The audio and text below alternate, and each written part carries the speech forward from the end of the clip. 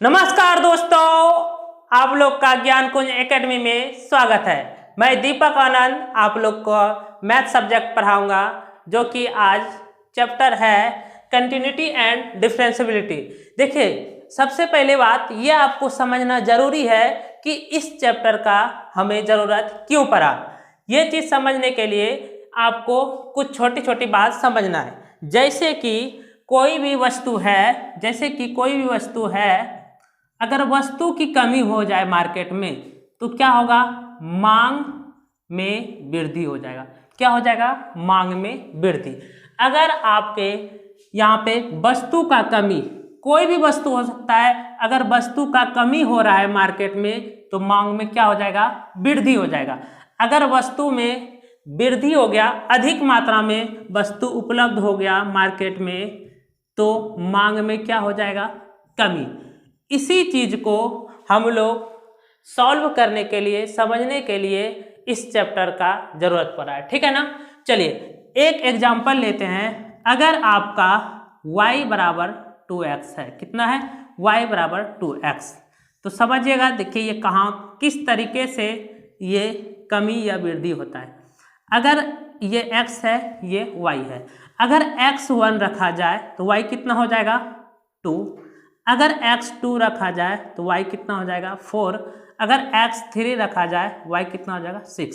इसका मतलब हुआ dy/dx। इसका मतलब हुआ अगर x में 1 यूनिट ले रहे हैं तो y में कितना हो रहा है? 2 यूनिट। मतलब प्रत्येक स्टेप पर 2 गुना हो रहा है। कितना हो रहा है? 2 गुना। इसी चीज को सॉल्व करने के लिए हम लोग को कंटिन्यूटी एंड डिफरेंशियबिलिटी चैप्टर का जरूरत पड़ा है।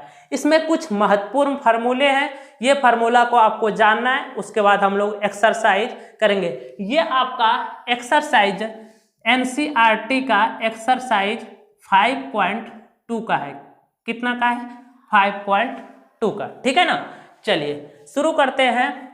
देखिए, आपको एनसीईआरटी बुक का प्रत्येक क्वेश्चन हर एक चैप्टर का सॉल्व मिलेगा। आप हमारा चैनल को सब्सक्राइब कीजिए, लाइक कीजिए, ताकि अधिक से अधिक ज्ञान कुंज एकेडमी का परिवार बने। चलिए शुरू करते हैं हम लोग आगे कुछ फार्मूला। देखिए, सबसे पहले हम ये जानेंगे कि इसको सूचित किससे किया जाता है। इसको सूचित जो किया जाता है वो d/dx से सूचित करते हैं। किससे करते हैं? d/dx। ठीक है ना? चलिए पहला फार्मूला है आपका d/dx। अगर x पर पावर n, इसका डिफरेंशिएबिलिटी करना है तो आसान है। देखिए क्या होगा, जो भी पावर है वो आगे आ जाएगा। उसके बाद बेस x है तो x, उसके बाद n-1 जो भी पावर। ये n क्या है? एक प्राकृतिक संख्या। n क्या है? एक प्राकृतिक संख्या है।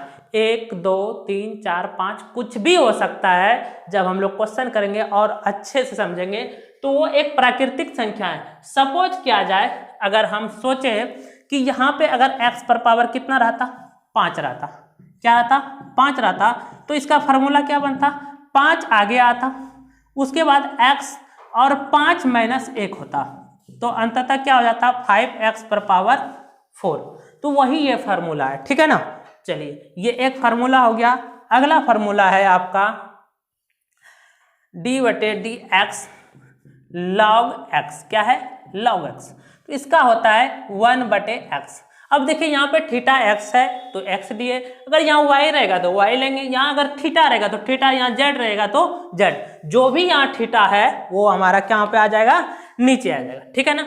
चलिए अगला है, अगर d/dx e पर पावर x है तो e पर पावर x, ये एक e जो है ना एक कांस्टेंट नंबर है, तो हमेशा ये नो चेंज होता है, तो e पर पावर x ही रह जाएगा। ठीक है ना?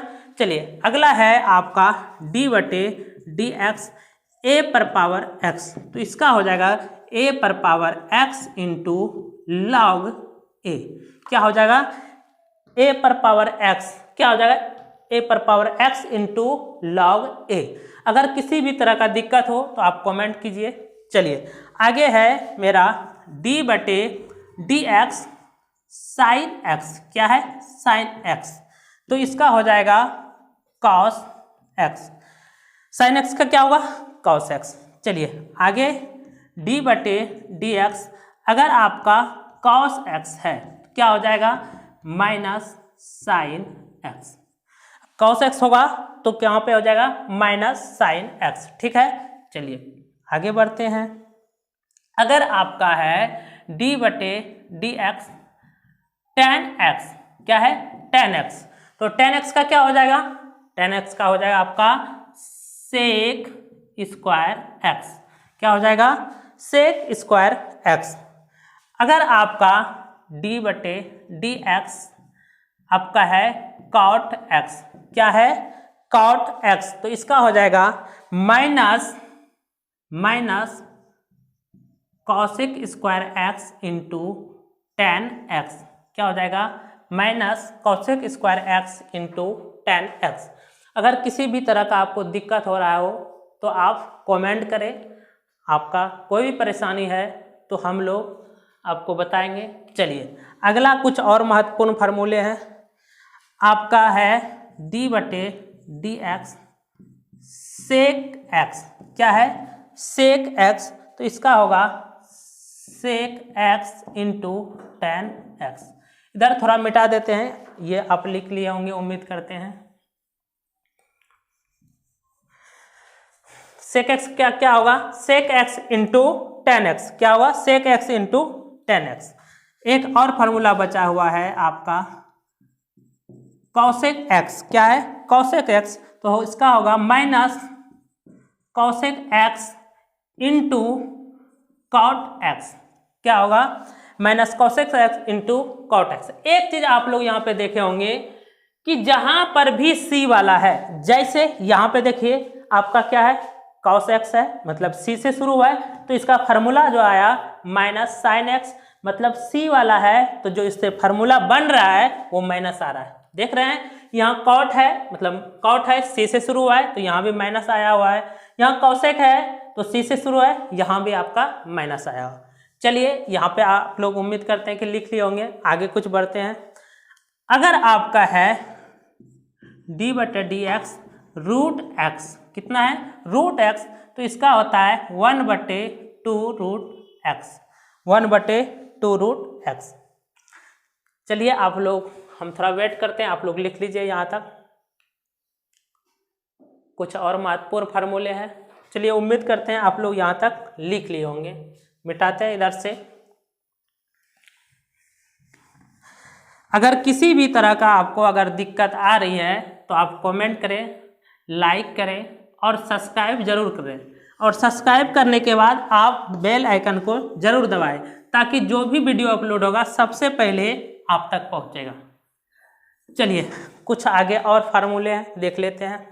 अगर आपका y बराबर, या तो डायरेक्ट कर सकते हैं डी बटे डी एक्स वन बटे एक्स है, इसका अगर डिफ्रेक्शन करना है तो क्या होगा माइनस वन बटे एक्स स्क्वायर, माइनस वन बटे एक्स स्क्वायर। आगे बढ़ते हैं। डी बटे डी एक्स अगर आपका है वन बटे एक्स स्क्वायर तो होगा माइनस टू बटे एक्स पर पावर थ्री। आगे है वन बटे एक्स पर पावर थ्री, तो क्या होगा माइनस थ्री बटे एक्स पर पावर फोर। एक चीज़ यहाँ पे आप लोग देख रहे होंगे कि कुछ पैटर्न चल रहा है। अगर आपका यहाँ पे वन पावर है तो यहाँ पे कितना हो रहा है वन ही ऊपर है, और यहाँ पे पावर में वन जुट रहा है टू हो रहा है। यहाँ पे टू पावर है तो टू आ रहा है, और टू पावर में एक जुट के थ्री आ रहा है। अगर यहाँ थ्री है तो थ्री आ रहा है, माइनस में आ रहा है, और एक पावर जुट रहा है। ठीक है ना, तो यहाँ तक इसी पैटर्न से चलेगा। अब मान लिया जाए यहाँ पे पावर 10 आ जाए तो क्या हो जाएगा माइनस 10 बटे 11 हो जाएगी। चलिए आगे कुछ और फार्मूला है, इसको भी लिख लीजिए। चलिए आगे आपका फार्मूला है प्रोडक्ट रूल। चलिए दोस्तों प्रोडक्ट रूल आपको देखना है, थोड़ा सा वहाँ पे प्रोडक्ट में वर्ड में प्रॉब्लम आ गई थी। चलिए देखते हैं प्रोडक्ट रूल में क्या होता है।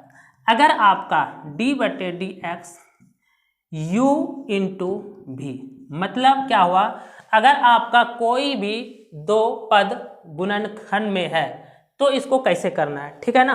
तो इसका आपका होगा